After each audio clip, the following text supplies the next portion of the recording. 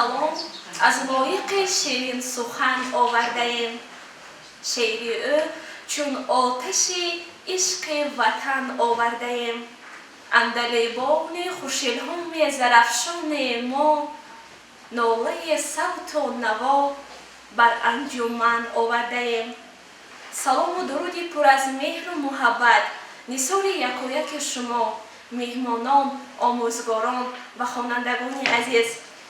худоми шумоёнро ба ин даргоҳи муқаддас, макони илму маърифат, хайрамақдам, нури дида тоҷ бар сар мехонем.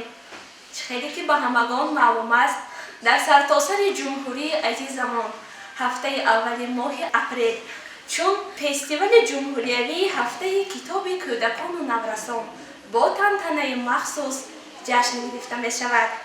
фестивали ҷумҳуриявии ҳафтаи китоби кӯдакон ва наврасони тоҷикистон имрӯз яке аз самимитарин чорабинӣ дар саросари ҷумҳурӣ гаштааст ва он ба тамоми қишрҳои ҳаёти одамон пояндоз аст. боварӣ дорем, ки тамоми аҳли ҷомеа дар ҷумҳурӣ моҳият, зарурат ва рушди фестивали мазкурро пурра дарк ва ҷонибдорӣ менамоянд, зеро он бевосита барои тарбияи инсони комил нигаронида шуда, ҳамзамон тамоми муассисаҳои ба таълиму тарбия пайванд бударо муттаҳид менамояд. инак китобхона филиалҳои бачалонаи рақами 1 ва 4 бо ҳамкорӣ бо муассисаи таҳсилоти миёнаи умумии рақами 1 имрӯз тасмим гирифтанд фестивали мазкурро ҷамъбаст намоянд. ҳоло сухани табрикӣ ба нозири ҳифзи ёдгориҳои таърихию фарҳангӣ дар шаҳри Панҷакен Шодмонбоева Шабнам дода мешавад. ассалому алайкум ҳозирини гиромӣ, меҳтарам аҳли Толор. мехостам шахсан аз номи худам, бандан аз номи мудири бахши фарҳанг, кулли шумо иштироккунандагон, ташкилкунандагон бо ин рӯзи накӯ бо ҷамъбасти фестивал озмуни ҷумҳуриявии ҳафтаи китоби кӯдакону наврасон муборакбод намуда ба ҳамаи шумо бурдбориҳо дар зиндагиятон осоишӣ ва осмони софу беғуборро таманно дорам. чӣ хеле ки ба ҳамагон маълум аст, таҳти сиёсати фарҳанг парваронаи асосгузори сулҳу ваҳдати миллӣ пешвои муаззами миллат ҳамасола озмунҳо дар рафти ҷумҳуриявӣ дар сатҳи вилоятӣ ва минтақавӣ баргузор гардида истоданд. озмуни фурӯғи супидонои китоб аст, тоҷикистон ватани азизи ман, илм фурӯғи маърифат, донандаи беҳтарини китоби тоҷикон ва ҳамаи ҳамин бо як мақсад, бо мақсади рӯй овардан ба фарҳанги миллат, рӯй овардан ба тамаддун, рӯй овардан ба китоб ва китобу китобхонӣ. чӣ хеле ки мо имрӯз дар макони илму маърифат дар як муассисаи фарҳангӣ қарор дорем, китобхона, яъне нақши асосии китобхона ин ба ҳамин аз наврасӣ, аз кӯдакӣ таълим додани насли ояндаи мо мебошанд. кӯдакон ин ояндаи миллати моянд. барои ҳамин ба ҳамаи шумоҳо кормандон ин рӯзи фараҳманд муборак бошад. дар оянда умед дорем ки ин озмунҳо хеле зиёд мешаванд ва ин оянда дар ин ҷо олимон, раисон, табибон, муҳандисони беҳтарини ин кишвар шуда дар ин мардубон хизмат кунанд. Если спросит меня, что тебе подарить, куклу, мячик, забавную мышку, я отвечу без них не могу я прожить. Подарите мне новую мышку. И перелистывая страницы, иду столицей страну чудес.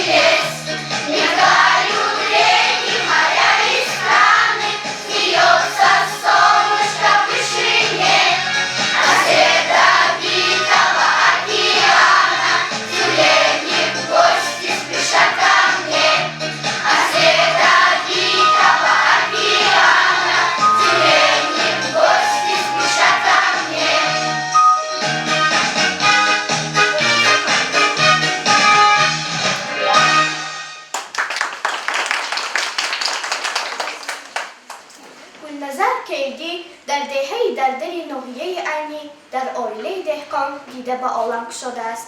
تحصیل مکتبیش را سال 1961 با مدال طلا و بخش سخنشناسی دانشگاه تاجیکستان را سال 1966 با دیپلم اعلی ختم نموده است. چند مدت در روزنامه و مجله‌های کمسومال تاجیکستان، صدای شرق، وظیفه‌های گوناگون در ادبیات و صنعت و وحدت مقام سردبیری را به عهده گرفته است. ایجادیات شایع اینهایند: از برای گلزار، 3 کلچه تنوری، گنجشک نقاش، ظرافت چی میگوید و غیره ها. از سال 1973 عضو اتفاق نویسندگان تاجیکستان.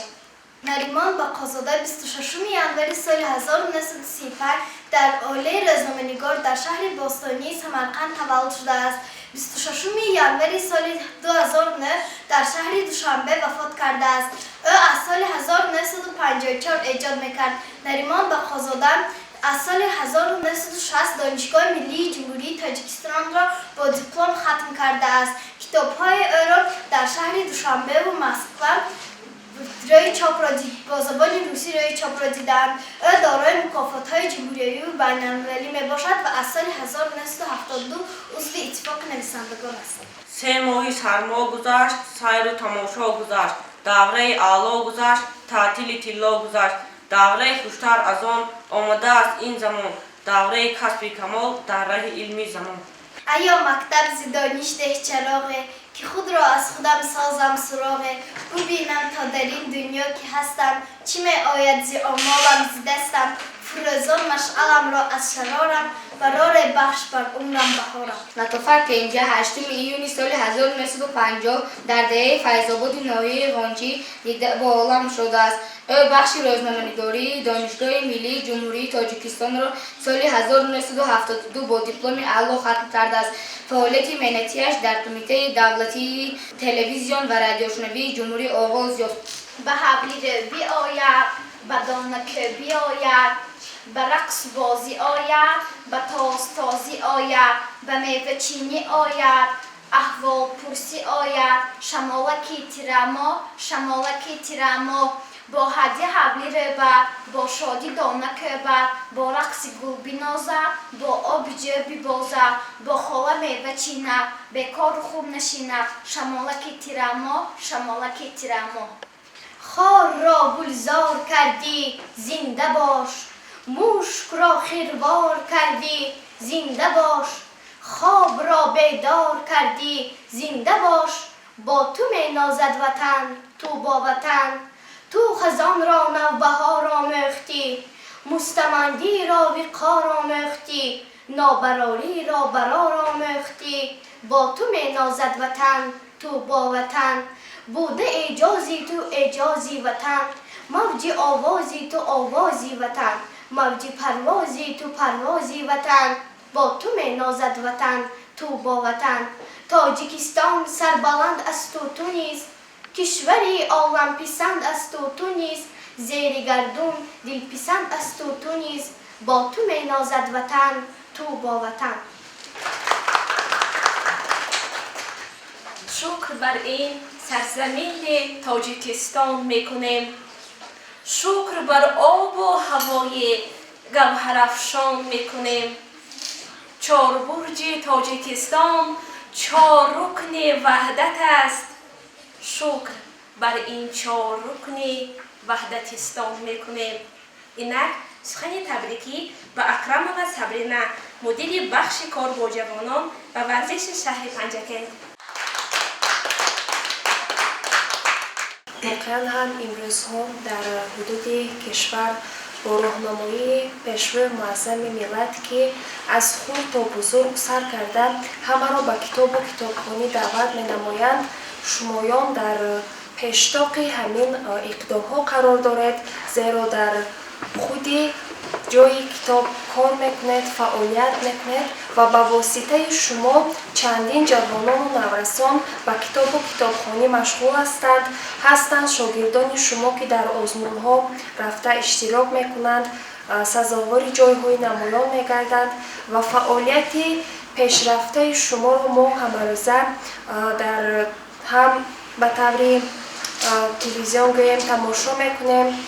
و امروز در فستیوال جمهوریوی هفته کتاب کودکان و نوجوانان تاجیکستان که چهاربینی‌های رنگارنگ آماده نموده و به هر یک شما اولش تشکر زیاد و در فعالیت من بعدتان برای موفقیت‌های نو را تمنا دارم. تشکر. Oh my book, you are my majlis advisor, you are my best friend, smart companion and partner. From you I find best answer for my question, educator and best friend for me you are. ای کتابی من نصیحت گویی به همتا تویی، هم نشینی مهربان، هم صحبتی دانا تویی. از تو میابم جوابی خود و پرسش های خود، تربیتگر هم دوستی جانی برای ما تویی.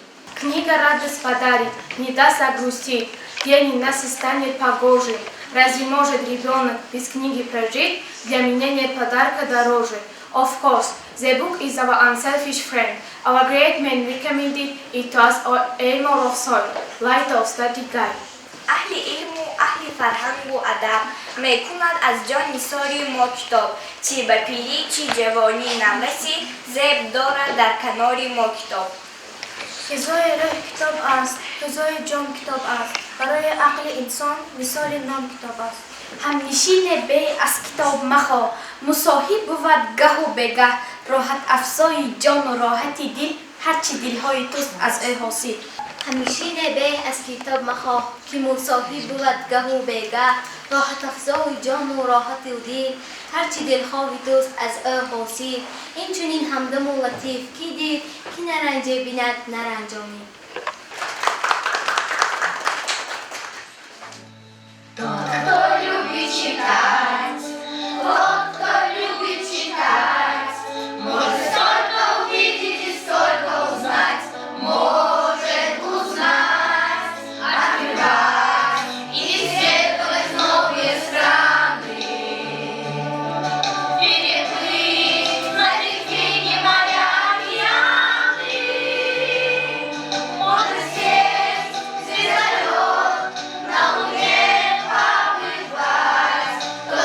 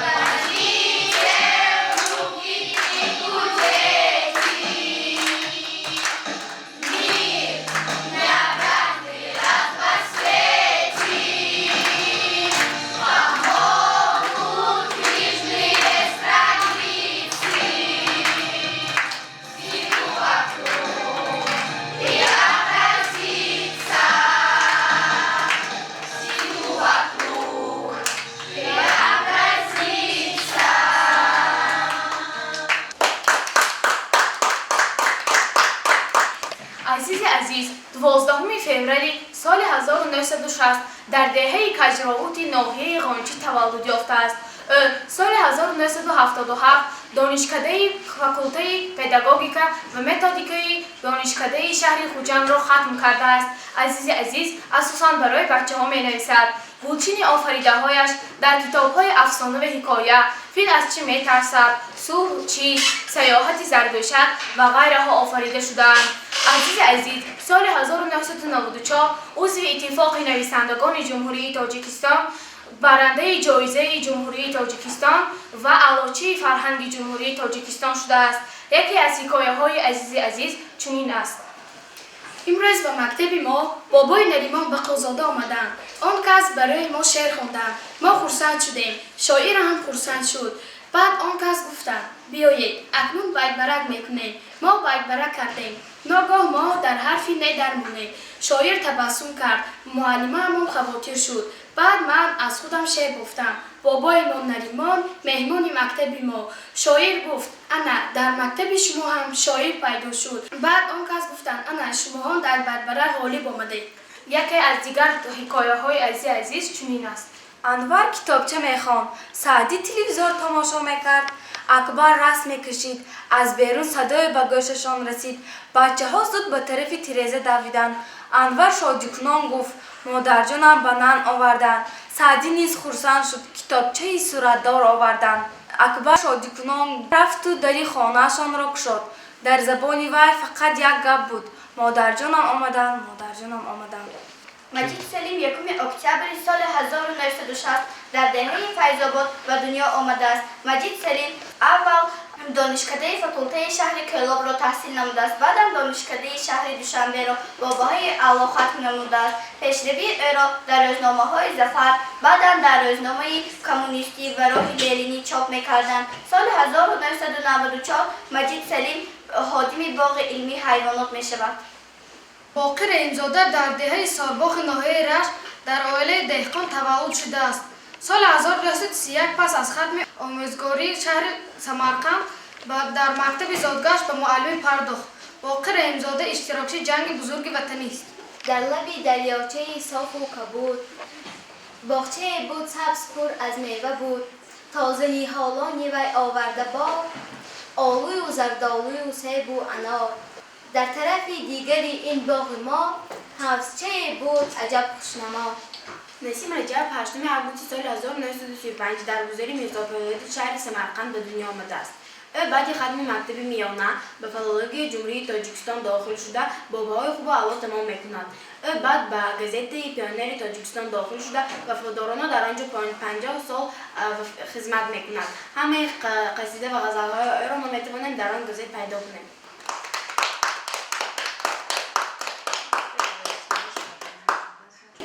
طاهرزاده روشن، خواننده فعال کتابخانه بچگانه و همچون اشتراکچی خردککی آزمون جمهوروی فروغ صبح دانای کتاب است. Иван Крылов, шаир рус. Басня «Стрекоза и муравей». По пригорью стрекоза лето красное пропела, оглянуться не успела, как зима катит в глаза. Помертвело чисто поле, нет труднее, чем светлых боля, как под каждым листком был готов и стол, и дом. Все прошло, зимой холодной, нужда, голоду настает. Стрекоза уж не поет, и кому же в ум пойдет? На желудок, педи голодный. Злой тоской удручена, к муравью ползет она. Не оставь меня, кум милый, дай ты мне собраться силой, и для вечных только дней прокорми и обогрей. Кумушка, мне странно это, доработала ты в лето, говорит ей муравей.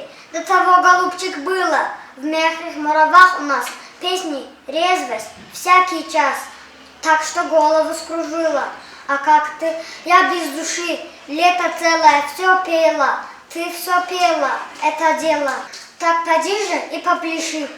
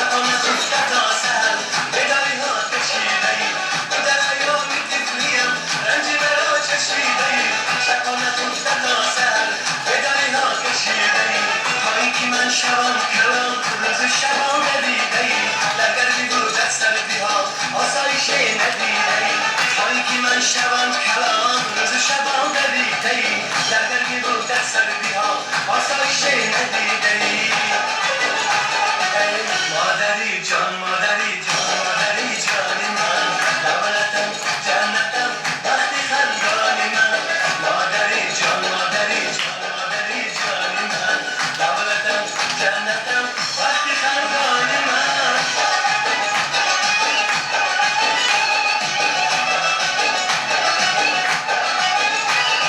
سرودهایم هدیه به تو جان دلم فدا به تو عمری درازی بیگانه کاش بدی از خدا به تو سرودهایم هدیه به تو جان دلم فدا به تو عمری درازی بیگانه کاش بدی از خدا به تو عمری درازی بیگانه کاش بدی از خدا به تو مادری جان مادری جان مادری جانی من دولتم جنتم وقتی خندانی من ای خدا جان مادرم را دایما نگهدار مادرم را دایما نگهدار مادرم را دایما نگهدار اوفه نیست که روی شده است این دختر من حالم خواب کرده است مادر جان من که میزیگر خواب کنم خیز دخترم این روز آدرست است خانه ها را بچین بود من باشد به بازار برای خرید میروم چه خیلی نزد مهمان ها می آیند و من بسیار تحفه ها می آورند دوگانه ها بیایید به من یاری رسانید بیایید همراه من خانه ها را بچین کنیم آفتابکی بهاری رخ نما آفتابکی بهاری رخ نما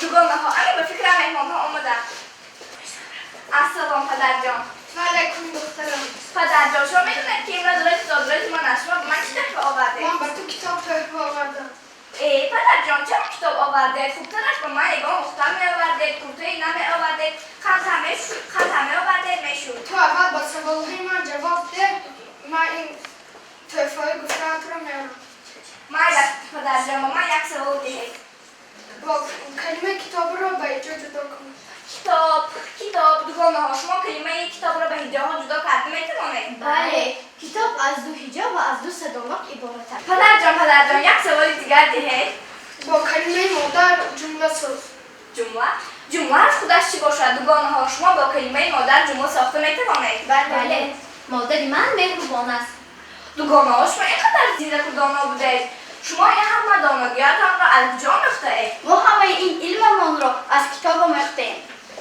پدر جان این کتابتان را با من میدهید البته مادر جان ببینید پدرم چه خیلی با من تحفه خوب آورد خیلی کتابی زیبا اکنون کمتر خواب میکنی و بیشتر کتاب‌ها را میخوانی بیا آدرس را جشن میدیم آفتابکی بهاری رخ نما آفتابکی بهاری رخ نما از زیر ابری تیره زود برا از زیر ابری تیره زود برا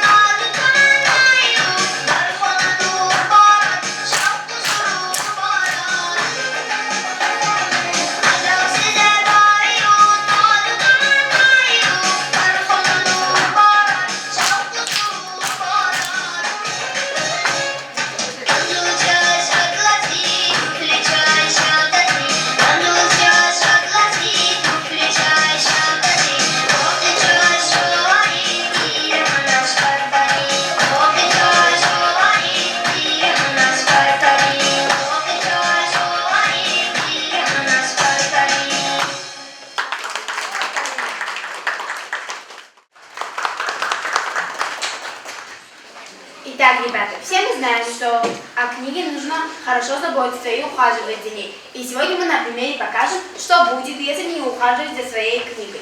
Итак, встретились две книжки. Одна грязная, лохматая, другая опрятная и аккуратная. Ну как твои делишки? Ох, милая, мне стыдно перед классом. Хозяин вырвал мои обложки с мясом. Да что обложки? Из листов он делает кораблики и голубей. Боюсь, листы пойдут на змей. Тогда лететь мне в облака, а у тебя целая бока? Твои мне незнакомы муки. Не помню я такого дня, что не было в руки. Сел ученик читать меня, а посмотри-ка на мои листочки. На них чернильный, не увидишь точки. Проклятие, говорит, это неприлично, зато я не лечу его не как-нибудь, а на отлично. Ну мой на тройку еле-еле, и даже двойку получил на той неделе.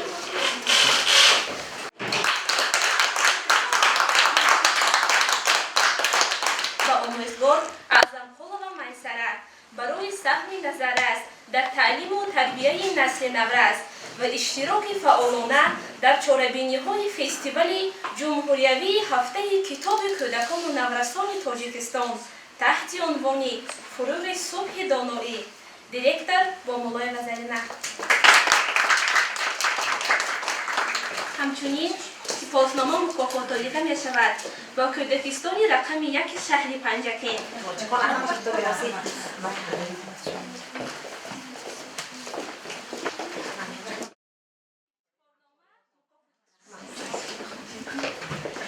سپاسنامه مکافات داده می شود با یارو و مریم.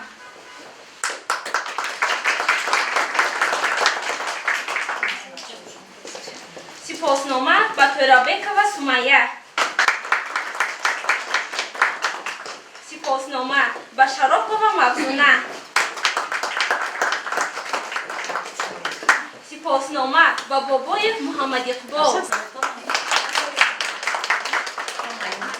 سپاسنامه با زینب عظیمجان.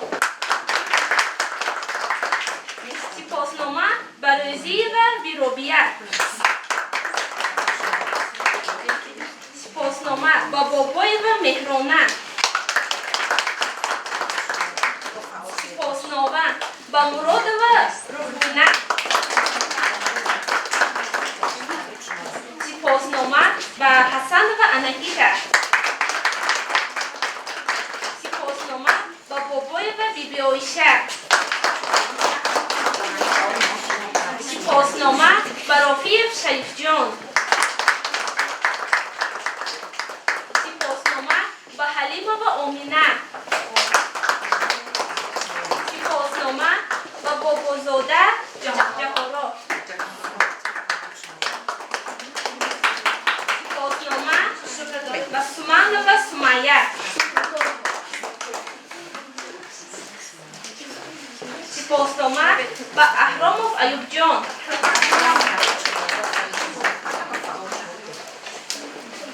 سپاسنامه با بابای و مهری نسا.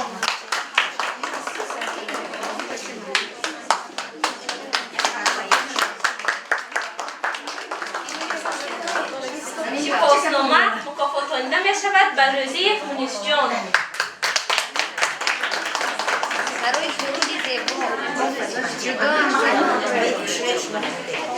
سپاسنامه مکافات داده می شود به محمد حفظ‌زاده علی بیگ.